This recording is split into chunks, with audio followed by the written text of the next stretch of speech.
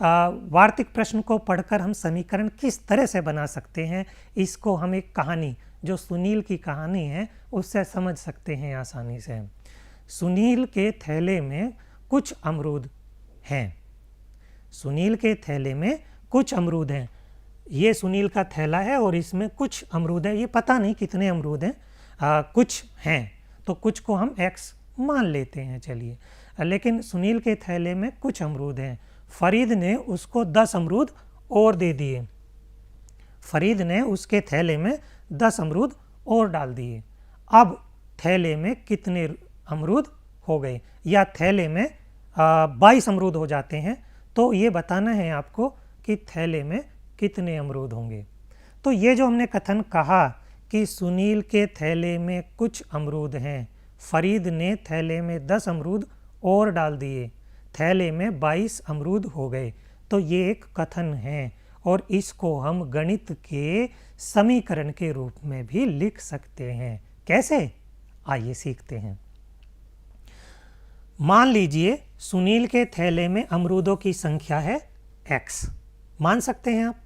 फरीद द्वारा दिए गए अमरूदों की संख्या बराबर 10। तो सुनील के थैले में कुल कितने अमरूद हो गए, x जमा 10। ये हमारा तीसरा कथन है। पहला कथन मान लिया हमने कि सुनील के थैले में अमरूदों की संख्या है x, फरीद द्वारा दिए गए दूसरा कथन, और तीसरी बात क्या है कि सुनील के थैले में कुल अमरूद हैं x जमा 10। थैले में और इसमें मिला करके 10 हो गए। अब प्रश्न के अंत में क्या कहा गया है? प्रश्न के अंत में कहा गया कि थैले में अमरूदों की संख्या 22 है। तो ये चौथा हो गया कथन। अब इससे हमें समीकरण बनानी है। तो समीकरण कैसे बनाएंगे? देखिए, जो तीसरा कथन है और चौथा कथन है, दोनों बराबर ही तो हैं। यहाँ पे क्या लिखा है, सुनील के थैले में कुल अमरूद, और नीचे भी क्या लिखा है, चौथे कथन में क्या लिखा है, सुनील के थैले में अमरूदों की संख्या। दोनों एक ही बात तो हैं। तो इस तरह से कथन 3 और 4 समान हैं। तो जब 3 x जमा 10 ये और 4 22, जब दोनों समान हैं तो हमने समानता का चिन्ह इसमें लगा दिया, बराबर का निशान इसमें लगा देते हैं। तो यही समीकरण है। यानी हम ये देखें कि कौन सी दो चीज़ें बराबर हैं, उनके बीच में समता का चिन्ह लगा करके हम समीकरण को बना सकते हैं। किसी कथन को समीकरण का रूप देने के लिए सबसे पहले हम क्या करते हैं, बताइए? हाँ, प्रश्न पढ़कर ढूंढिए कि क्या ज्ञात करना है। जैसे प्रश्न ये था, सुनील के थैले में कुछ अमरूद हैं, तो सबसे पहले ये ढूंढना है कि क्या ज्ञात करना है, समीकरण का रूप बनाना है ना। तो अमरूदों की संख्या के बारे में हमें जानना है। तो हम सबसे पहले क्या करेंगे, ढूंढिए कि क्या ज्ञात करना है। इस अज्ञात मान को चर x मान लीजिए। जो अज्ञात मान है, जिसके बारे में हमें जानकारी नहीं है, उसे x मान लीजिए, और फिर प्रश्न के कथन के अनुसार चर x में एक व्यंजक प्राप्त कर लीजिए। तो चर x में हमने एक व्यंजक अभी अभी प्राप्त किया है, ये वाला x जमा 10, या ये वाला, ठीक है ना। तो चर x में हम एक व्यंजक प्राप्त कर लेते हैं।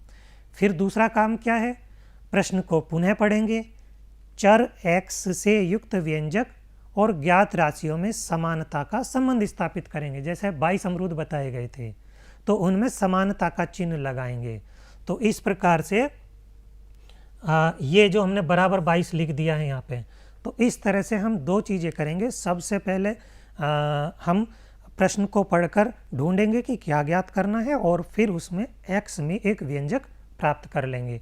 और दूसरा काम क्या करेंगे, प्रश्न को फिर से पढ़ेंगे, चर x से युक्त व्यंजक और ज्ञात राशियों में एक समानता का संबंध स्थापित करेंगे। तो यही समीकरण होगा। अब एक उदाहरण आपके सामने है, इसे हम करके देखते हैं। कक्षा 6 की 2 टीमों में एक क्रिकेट का मैच खेला गया। प्रथम टीम के रनों की संख्या दूसरी टीम के रनों की संख्या के 2 गुने से 10 कम है। यानी दूसरी टीम के रनों से 10 कम। अब दूसरी टीम के रन हमें पता ही नहीं है कितने हैं, तो मान लेंगे, क्या मान लेंगे, दूसरी टीम के रन बराबर x। मान लीजिए कि दूसरी टीम के रनों की संख्या है x और प्रथम टीम प्रथम टीम के कितने रन हैं, वो दुगने से, यानी x के दुगने से 10 कम कर दीजिए, तो 2x माइनस 10, और दोनों टीमों के रन कितने हैं 110, ये बताए गए हैं। ये रहे दोनों टीमों के रन मिलकर कितने हैं 110। तो हमने एक कथन ये रहा और दूसरा कथन ये रहा। ये हमारे अनुसार है कि प्रथम टीम के रनों की संख्या हो रही है ये, और दोनों टीमों के रनों की संख्या हो रही है 110। एक चीज़ इसको भी लिख लीजिए, इसको भी एक इक्वेशन नाम दे दीजिए। तो अब हम क्या करेंगे, प्रतिबंध देखेंगे कि प्रतिबंध क्या है। प्रश्न के अनुसार हमसे ये कहा गया है कि x यानी कि दूसरी टीम के रनों की संख्या और पहली टीम के रनों की संख्या का जोड़, ये जोड़ कितना हो रहा है 110 हो रहा है। तो अब हम इसे हल कर लेंगे। 2x और x तो समान पद हैं और समान पदों को जोड़ा या घटाया जा सकता है। तो 2x और 1x मिल कर के हो गए 3x, तो 3x माइनस 10 बराबर 110 है। तो ये ही समीकरण होगी। क्या समीकरण होगी, 3x माइनस 10 बराबर 110। तो इस प्रकार से हम समीकरण बना सकते हैं। निम्नलिखित कथनों को समीकरण के रूप में लिखना है। अब कुछ कथन आपके सामने दिए गए हैं और आप इनकी समीकरण बनाइए। देखते हैं। x और 6 का योगफल, x और 6 का योगफल कितना है, बराबर 13 के है। तो ये एक समीकरण बन गई। दूसरा सवाल लेते हैं। एक संख्या 9 से 5 कम है। एक संख्या मान लीजिए x है, तो वो 9 से 5 कम है। संख्या कितनी है, 9 से 5 कम है। एक संख्या 9 से 5 कम है। किसी संख्या का 2 गुना 6 है। तो मान लीजिए संख्या x है, तो x का 2 गुना 2x कितना है, बराबर 6 के है। तो ये भी एक समीकरण बन गई है।